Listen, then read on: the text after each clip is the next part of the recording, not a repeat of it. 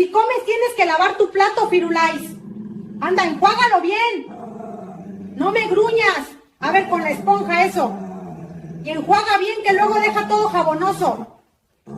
Eso así, muy bien, aunque de malas. Welcome to the motherfucking lady. We're covering today's top boxing news. Okay, we'll start with this. It's official. Ellie Scotney has dropped the WBC title per the WBC themselves. Undisputed super bantamweight champion Ellie Scotney has vacated her World Boxing Council title after deciding to move up in weight and pursue new challenges in her professional boxing career.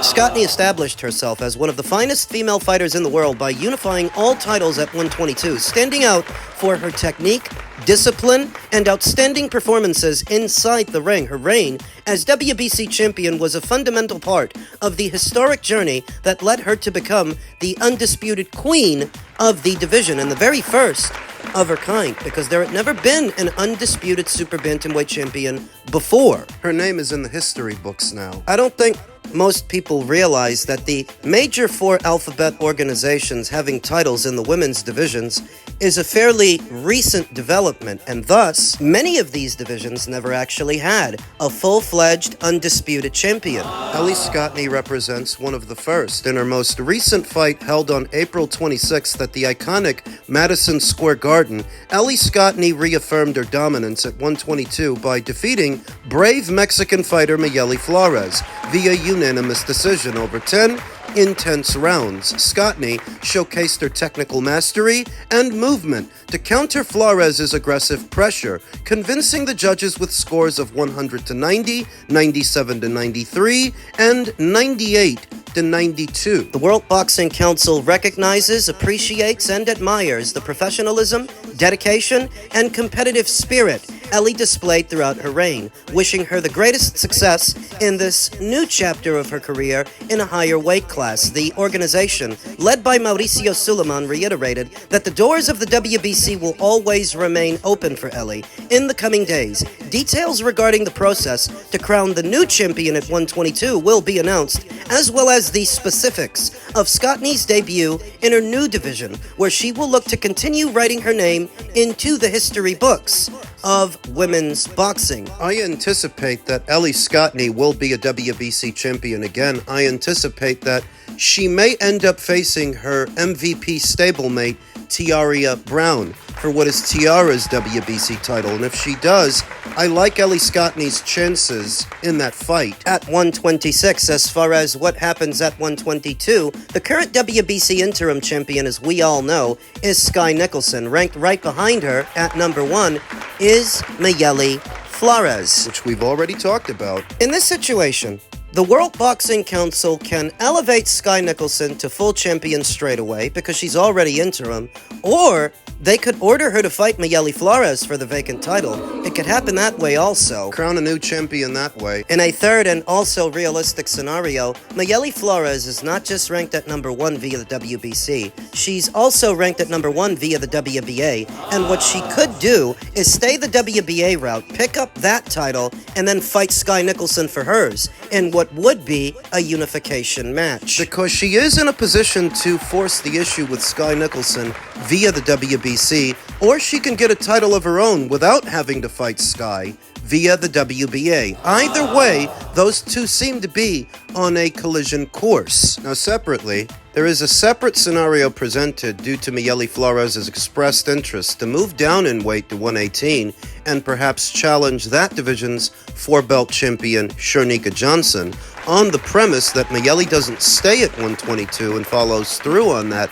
The next highest-ranked contender is former champion Yamileth Mercado, who we haven't seen since she lost her title to Ellie Scotney. That's who she won the title from, the WBC. The title that she just won from Mikaelian is the WBA. So it's conceivable that Skye Nicholson as interim champion could end up facing either one of these two fighters, either Mikaelian or Yami. The more winnable fight is the Yami Mercado fight. The more dangerous one is the Mikaelian Flores fight. Now that Ellie Scotney is officially moving up, we're going to see what happens at 122 and what happens with Sky Nicholson. In men's cruiserweight news, a bombshell story that broke late yesterday here in the United States from Australia stripped Aussie champion Land's title fight in shock twist. Australian superstar Jai Opetaia has agreed to terms for a US blockbuster against WBC cruiserweight champion Noel Mikaelian, with the only delay now being a difficult Don King. The surprise revelation comes as Team Opetaia have also declared Saudi billionaire Turki Ellie Scotney ready to help bankroll a massive lawsuit aimed at reclaiming the fighter's IBF title. It would seem that they're not taking the IBF's transgressions against that fighter lying down. It's often reported how many resources and how much money muscle Zuffa has behind them. Now they're flexing that muscle only months after being sensationally stripped of the IBF title. Fighting words can reveal Opetaia is now readying for a surprise showdown with Mikaelian, the WBC champion, who has previously trained alongside Tim Kazoo. Opetaia's manager, Mick Francis, confirmed the two camps have already agreed to terms. The Tasman fighter's boss then added that the sole delay now surrounded Mikaelian's famed promoter, the aging Don King. And if Don knows what's good for him and what's good for his fighter, he won't stand in the way. He'll let the fight happen because by himself, there's little to no chance of him turning over a profit with a little-known Armenian cruiserweight, even if he is a champion in the United States. Next to no one knows Noel Mikaelian. There's no sense in being a hard ass. This is your best bet to make any money off of this guy, and his best bet to make money as a world champion. So Mick Francis added that the sole delay is the aging Don King proving a little difficult. Regardless, the proposed date is August, and Las Vegas is the likely location. This is what I was hoping Zuffa would do. For all the reports about all their money and all the resources, you gotta use it. Otherwise, what is it for? Get Jai Opetaia another belt, another title. Do what you've got to do and invest in that fighter. The announcement comes as Francis has also vowed to have Opetaia reinstated as IBF Cruiserweight King, declaring the alternative will be a massive lawsuit bankrolled by Turki Ellie Scotney. So we'll find out who has the deeper pockets, the Aussie manager warned. What they did to Jai Opetaia was wrong. It's tantamount to retaliation for him signing to Zuffa Boxing. It's not a sanctioning body's place to dictate to a fighter who he can and can't sign to, but that's what they're trying to do. Despite suggestions that Opetaia was being lined up for Englishman Chris Billam-Smith next, or even pitched into a mega fight with David Benavidez, Francis confirmed the WBC showdown is now just awaiting agreement from the champion's promoter, Don King. The deal with Mikaelian is pretty well done, he said. The only issue we have is Don, who even at 94 is still proving a little difficult. The fight should have actually been locked away weeks ago. We're just working through some last challenges, but we've already agreed to terms, and I'd suggest the fight will be sometime around August, and most likely in the United States. We're just waiting on contracts to be signed. Francis then revealed he also isn't done with the IBF, who stripped Opetaia shortly after signing on as the new poster boy of Dana White's Zuffa Boxing stable. So what makes it retaliation on the IBF's part, and what would make that inappropriate? The fact that Jai Opetaia, a two-time IBF champion, observed all provisions, paid a sanctioning fee, broke none of their rules, and they chose to strip him anyway, due to what was the inaugural Zuffa Cruiserweight title that was also on the line in that fight. The cover story is that the IBF doesn't recognize the Zuffa belt, which would be all well and good, except they don't recognize the IBO title either. The IBO that has been around since 1988 and has been on the line alongside many IBF titles involving many IBF champions, none of which the IBF ever stripped. They never told anybody, you can't keep your belt because you're also fighting for the IBO. So why are you now doing that with Zuffa? I'll tell you why. Because it's retaliation. You're retaliating upon Jai Opetaia for signing to Zuffa Boxing and fighting for their version of a title, which accents collusion. on the part of both the sanctioning body and the other promotional outfits, the ones that rival Zuffa Boxing. You're trying to deter and discourage fighters from signing to Zuffa by holding their status as champions to ransom. I don't think that's legal. So long as all the necessary provisions were observed, all the necessary protocols, and they were. You don't have any grounds to strip Jai Opetaia of that title. The sanctioning fee was paid, your belt was prominently displayed, and the promotional outfit went as far as kicking out per diem to your IBF ambassadors. It seems that you did what you did out of spite. Despite Jai Opetaia for signing to Zuffa, to try and send a message to any other fighters, any other IBF champions, that if you do what this guy did, we'll strip you too. It's intimidation. And a gross overuse of power that I think won't be hard to constitute in a court of law if this gets that far, because, let's face it, Zuffa can afford this lawsuit a lot more than the IBF can. This is a very expensive problem that the IBF as an organization doesn't need, and all for what? To strip Jai Opetaia, who's never done anything but wear your belt proudly and attempt to unify it with the others. He doesn't deserve this. You tried to make an example out of him unjustly, and now you may have to pay the piper. And you know that they might end up folding before it comes to that. Folding and reinstating Jai Opetaia as IBF Cruiserweight Champion may end up being the cheaper alternative, if for no other reason than Zuffa's got lots more money for litigation than the IBF. They can drag this out, which would create a very expensive problem for the New Jersey-based organization. The merits of Zuffa Boxing's case against the IBF are debatable, but what isn't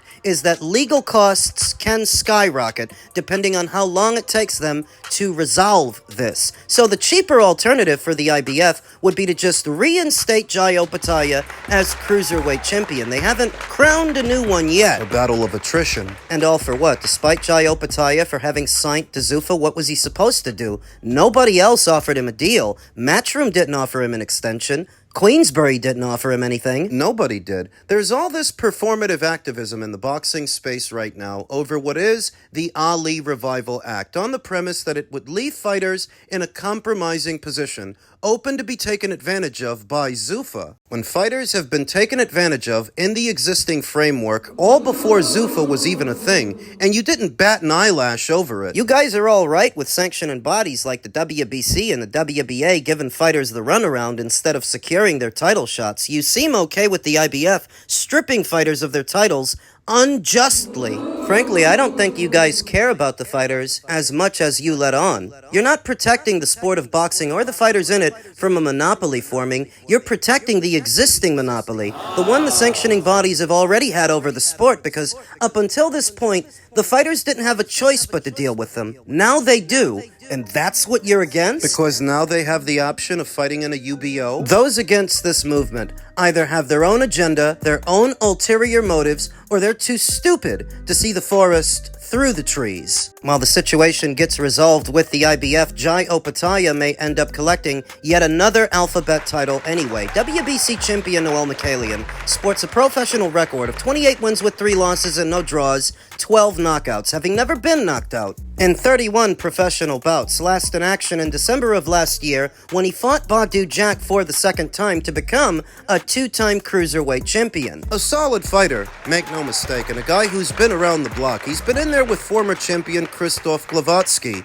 Maris Briedis, Lunga Makabu, and Badu Jack 2 times. So he is experienced, and he has been around, though what you will notice, when he faced the cream of the crop, the upper echelon fighters in the cruiserweight division, oftentimes he lost. And he could end up losing again to Jai Opetaia. He's already lost to Krzysztof Glowacki, Maris Briedis. He needed 2 fights for 1 win over Badu Jack, and Badu Jack's in his early 40s. So it is conceivable that Noel Mikaelian could put up some semblance of a fight. He can make Jai Opetaia work for it. But when you need 2 fights to get 1 win over an aging Badu Jack, Jai Opetaia beating you doesn't seem at all far-fetched. So I like Jai's chances in the fight, and I like the move even more. In fact, it's what I was hoping they would do. Get Jai Opetaia another alphabet title post-haste, because two of them are currently in the possession of David Benavidez. One is in the air, and the other is held by Noel Mikaelian, a rather inexpensive fighter who already doesn't make that much money. Thus, Zuffa is more than capable of making him an offer he can't refuse, and a better offer than any offer that's out there. You think the PBC's about to pay him through the nose? Overpay Noel Mikaelian to get David Benavidez a third alphabet title for a fight they wouldn't be able to sell. Not as a $75 pay-per-view. They just had a hard enough time trying to sell you a Zurdo Ramirez fight. Even less Americans are familiar with Noel Mikaelian. Is there any chance that the World Boxing Council will be a problem? I don't think so, because the World Boxing Council has always been more freewheeling and more liberal than, say, the IBF. The WBC are happy so long as the check clears. And with the Muhammad Ali Revival Act set to pass, that would limit their ability to mass-produce trinket titles and make money that way, they're gonna have to make up the difference somehow. The money they're not making. There's been a shift in the axis of power in the US boxing scene. There are not that many networks involved in boxing anymore. Zuffa brings Paramount and their network money to the table, so if the World Boxing Council knows what's good for them, they'll play ball, and I think they're going to. They may have been in with all the right people in previous years and previous eras of boxing, but this is a new era, and as stated, there has been a shift in the axis of power, namely, who's got money? Who's got more of it? And Zuffa has more money than Golden Boy Promotions, more than the PBC, more even than Matchroom. So you gotta get while the getting is good and make friends where you can. You scratch my back and we'll scratch yours. This move also eliminates all the excuses that David Benavidez and his team have been making to not fight Jai Opetaia. Up until now, the story has been that Jai Opetaia doesn't have a belt anymore.